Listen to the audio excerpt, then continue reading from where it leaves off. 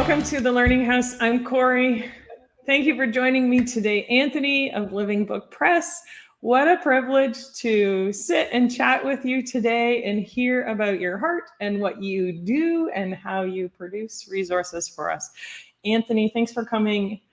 And can you tell us a little bit about Living Book Press? Yeah, thank you so much for having me. It's wonderful to get to chat with you after so many years of email. Yeah, yeah. So Living Book Press was never really meant to be what it is now. I was just a homeschooling dad. Um, like many other homeschooling families, you're on limited income and things are very expensive. You can tell by this accent here that I am not Canadian or American. I'm here in Australia. And so shipping some of these niche books was ridiculously expensive and quite prohibitive. And so I decided to try and make life a bit easier for others in the same boat, initially here in Australia, and try to get some of these books out there. And then one thing led to another, and people kept requesting more books, and I haven't stopped. So it's been just Mm-hmm. over 7 years now, and I'm still enjoying it. So we'll still keep going. Yeah. What a great way to turn a hobby into something that has been so beneficial to hundreds, probably thousands of people around the world. We really appreciate that. Your It's books are been going really out. it's so rewarding to have brought some books back, like the books of Marvels or Pommel's Marco Polo or these other ones that Yeah, I've we'd got see some of those right people here. commenting so often on Facebook and the different forums saying, I can't afford this book. And to be able to make it easy to find is so nice. At first, I'd Mm-hmm. have people apologize and say, I'm so sorry. I found a copy of this book at an old book fair or something like that. Like, hey, I never want to take that joy of searching for old books. I'm not Yes. doing that. But if I can be the fail safe that you need to start school in a month and you haven't been able to find something else and you can get a good quality copy affordably, you've got that safety net and there's no longer that stress as you're trying to gather all the resources together. Mm-hmm. And I mean, I remember looking for these books of marvels and thinking, oh, finally, it's within my price range because I'm not having to hunt down a rare book anymore. We were I that saved up family that went, oh, yes, Anthony made this for us. I'm so thankful. And then I I got saved to up my birthday money and managed to get 2 copies that I'd found online, and it was heartbreaking cutting them up to put them through the scanner to do all the work on them. I'm like, "No, it's the most I've ever spent on a book." Mm-hmm.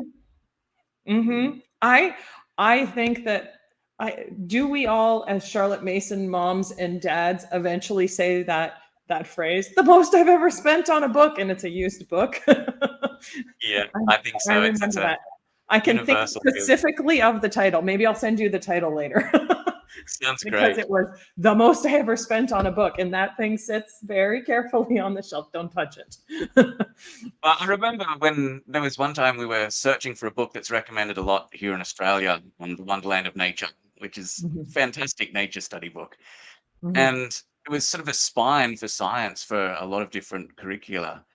But it was $60 to buy the book new here, and that was a ridiculous amount of money at the time, for us. Mhm.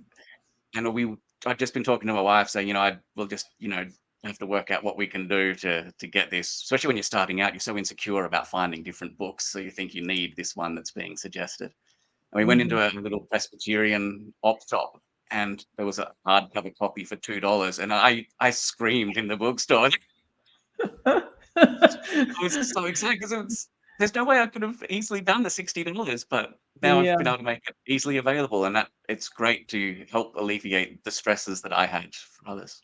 Yeah. Tell us, we've been on this homeschooling journey for more than 20 years now. I've graduated three of my kids. I got one left that we're still homeschooling. Tell me a little bit about your homeschooling journey.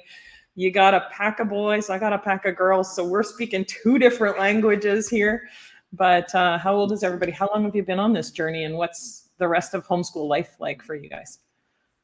So I've got 3 boys. I've got 14, almost 13, and 11. So 3 Mhm. in just over 3 Amazing. years here. Uh-huh. So, it's been a journey. We knew we wanted to homeschool. I was very fortunate that we had a good I had time to search different methods of homeschooling and what I wanted to do before we had become really into it. We knew from when the boys were young that we wanted to do this just for the first few years to, keep nurture that creativity and allow them Mhm. to have that little bit more time before they went to school. And then we just loved it and have kept going. I Mhm. did a whole pile of those "What type of homeschooler are you?" online tests when we were first looking to start Mhm. out, Mhm. and I've always been a big reader myself, and it all came up with Charlotte Mason, was sort of our primary one. And so I started Mhm. looking into what Charlotte Mason, thought and her philosophies, and it really resonated with me. So I had plenty of time to start gathering the resources and getting that knowledge, which I was very fortunate to have. Mhm.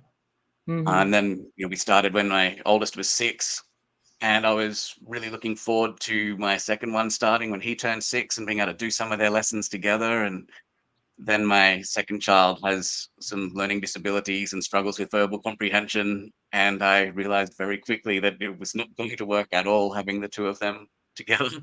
So all those best laid Mhm. plans go out, and but the wonderful thing about what we do as homeschoolers is you can cater what you're doing to the needs of your different children and meet them where Mhm. they're at. And that's what I really love. And then my third son is the most terrifying combination possible of the older two. So it's been a lot of fun.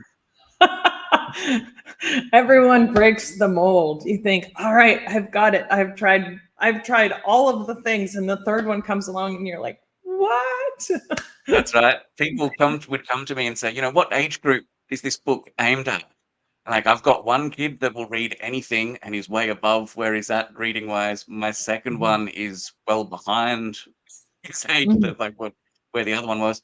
I can't say. You're not the person to ask because there's such a vast difference in my kids. And Mhm. so I struggle to answer those questions often and just refer people to different curriculum and the levels that books are referred to there. Yeah. And so to that end, you're not a curriculum developer, you're not writing these resources yourself. You are catering to the crowd that is wanting to use specific curriculum. So tell me a little bit about how do you choose these books and what curriculums would most benefit, from looking through your list of books? Or, yeah. When I first started, because I never intended to have this form into a bigger business, I was primarily making books for the Ambleside online curriculum because that's what I was using, and the books that got made were the ones that I needed for the next year for my kids. Hmm. After that, I had a few other curricula start coming and asking me to make specific books that they were after, and there's quite a lot of overlap between various Charlotte Mason curriculum and what they Yeah. recommend, particularly Yeah. in the earlier years. So if you're looking to do a Charlotte Mason, a living book, and quite a few classical style education things, I probably have some resources that fill holes in what you're looking Hmm. for. Hmm. And so we keep dropping this word, Charlotte Mason and Living Book. Charlotte Yes, Mason being a friend of ours, but she's an educator from some years that's ago that neither Charlotte you Mason or was I a. have met. That's right. No, not at all. She was an English educator who was incredibly progressive for her time in her view of all kids being capable of learning and doing amazing things, and of meeting children where they're at, and that every child is born a person with their own needs and desires, and being able to honor that. So she was incredibly progressive for her time, and some of her concepts are still quite progressive today, really, in the way that of the respecting children and everything. I'm gonna pull it up. And so she was a teacher herself, and was continually modifying her philosophies and her methods as she continued to teach people. And she wrote this series of books that sort of formulated all of her ideas. There And we that's what a lot of people who follow Charlotte Mason education are using as her books. Her big thing was using living books, which is a phrase that gets thrown around so much in these communities that I apologize. I use it often without defining it.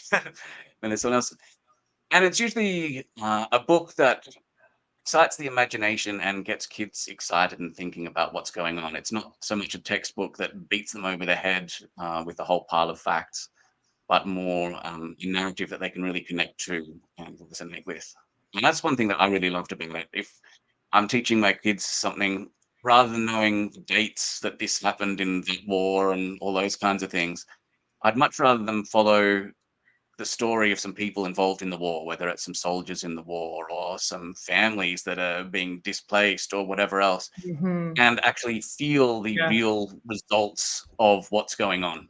Like Because the, that's what we take on yeah. board, and that's what will Hmm. nourish their souls and affect how they see the world and how they see each other and how they act. And I think, as for myself, educating my kids, that's what I'm wanting them to pick up on and learn. Hmm. Hmm. I, you know, that that's resonated with us, and we've had this chat too, and I love it that I think we were the first retailer that picked up your books.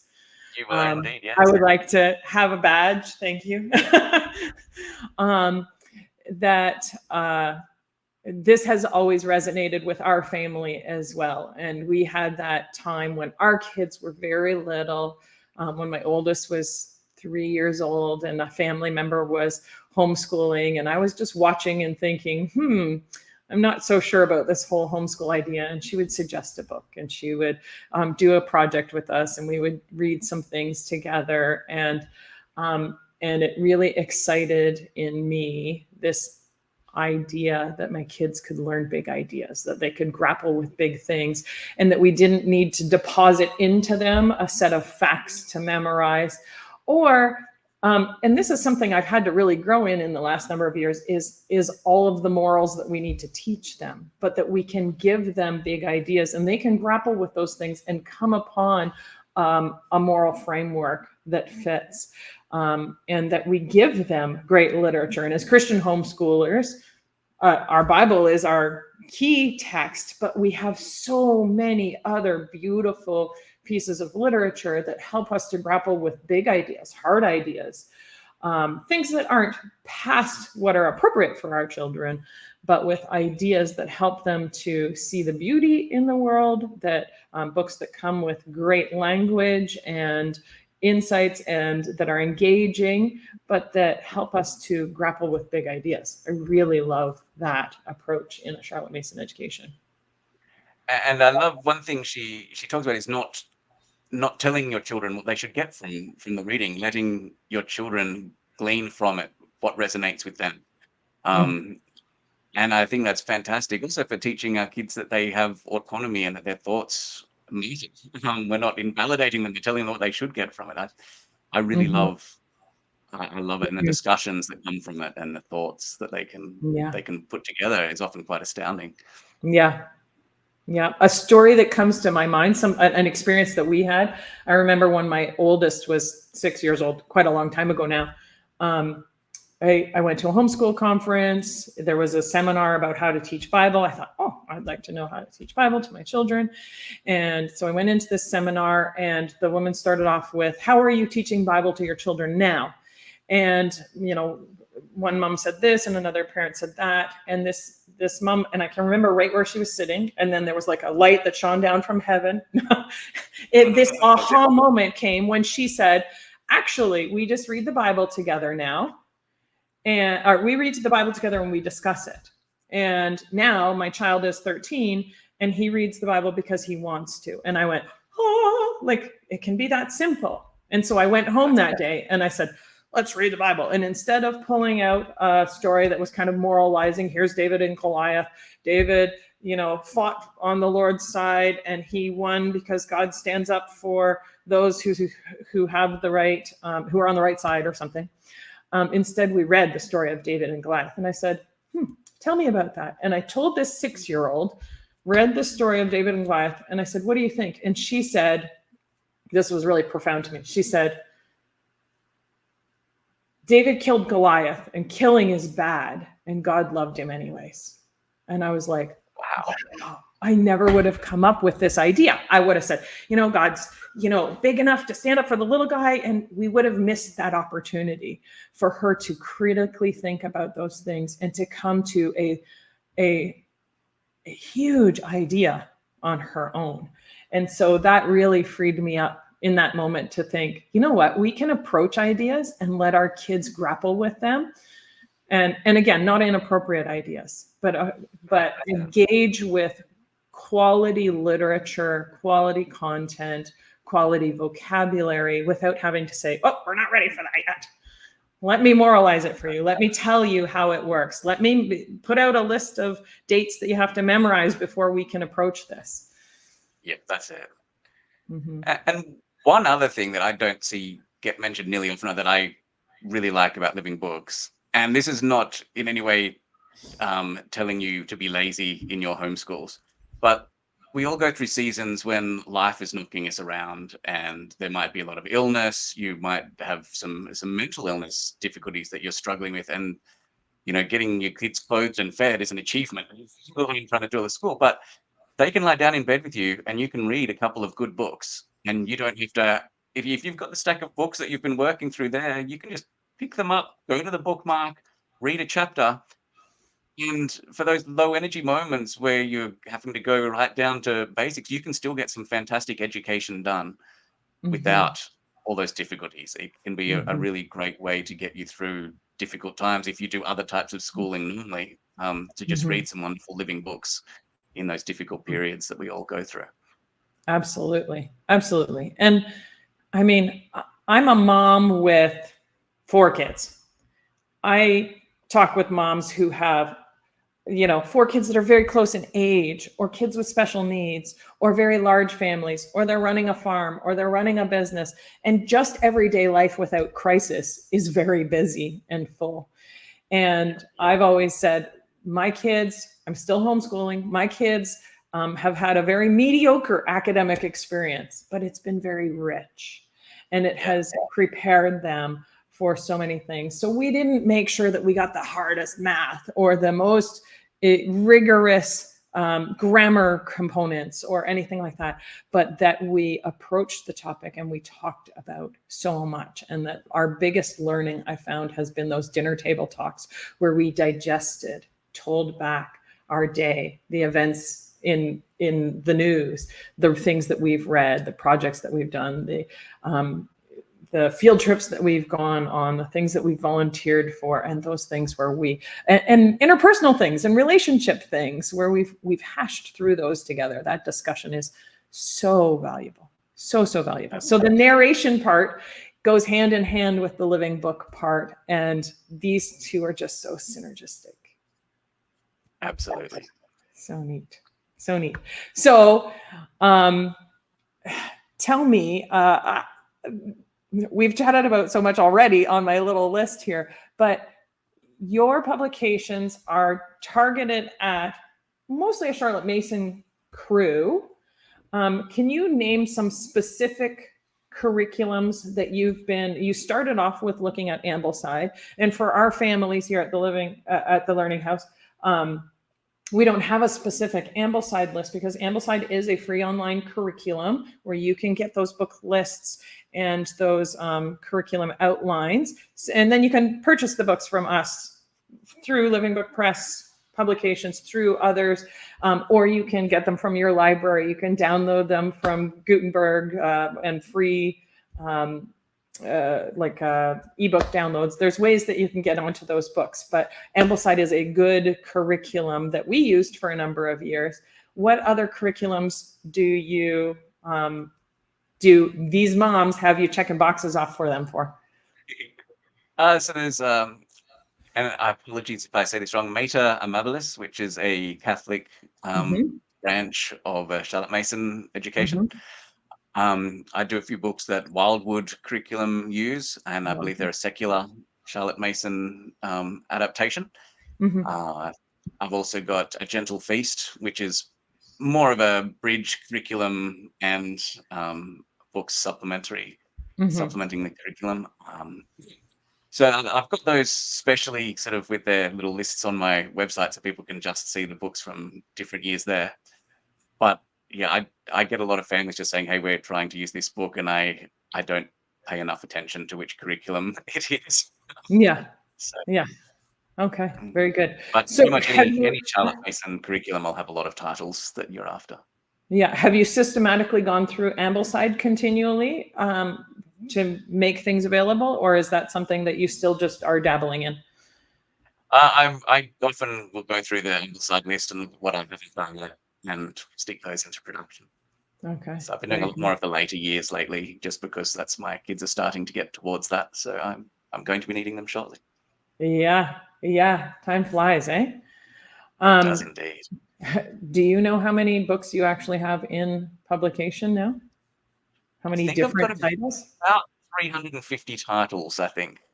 Wow. In 7 years. It's it's crazy when I look at it. That's amazing. And a few more that are on their way. We were A talking few about. more on the way, yes. Yeah. Very good.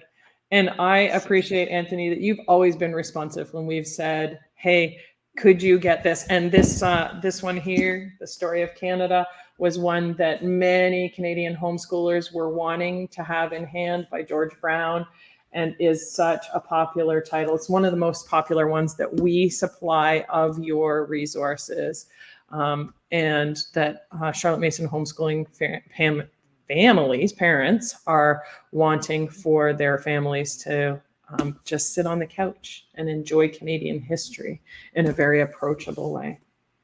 I must say, along with the books of Marvels, that's one of my favorite titles that I've worked on. It Yeah, just, yeah, the Marvels way of that they put together Victoria. that story of Canada makes it really come alive and fascinating. So even Yeah, for someone here on the complete other side of the world, I really enjoyed the story of Canada. yeah, yeah. And the books of Marvels just excite that wanderlust and the imagination, and he has a really fantastic way of describing different events.